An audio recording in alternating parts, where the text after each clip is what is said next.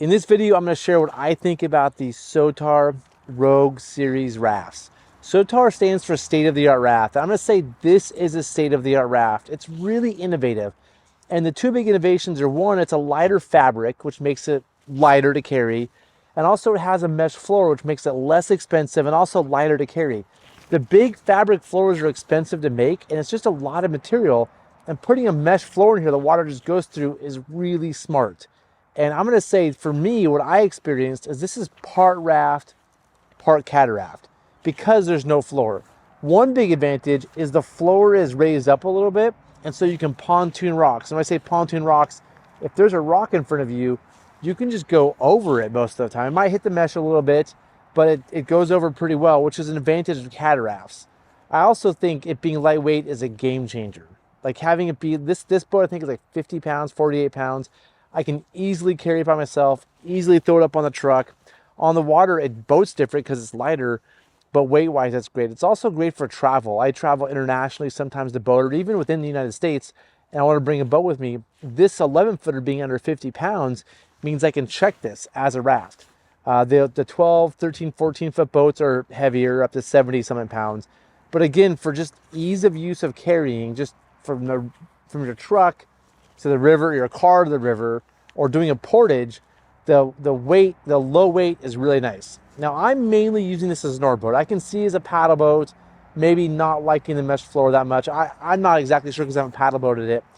But as an oar boat, it's a really interesting choice for an oar boat because you do have the ability to pontoon rocks. And if you're in a small, shallow river, you don't have two big pointy things to get stuck on rocks. In the cataract, there's these two big pointy things. You might get caught on something. This has a nice, like, pointy shaped bow, which is actually nice for technical runs, low water runs. If you're doing higher water stuff and you have to punch through holes, punch through big laterals, the cataract is obviously a little bit nicer. But if you get tossed out of this thing, let's say you're going and you get tossed backwards, you land in the raft. You don't get out of the boat. So you have this area to sort of help keep you from swimming. So there's an advantage over a cataract for those of us rowing. In the cataract also, you can put your feet down. Like you row up to shore and it's shallow, you can put your feet down to stop. You don't have that in the raft. So I would say for rowing, this is a really nice combination. There's pros and cons of a raft and a cataract.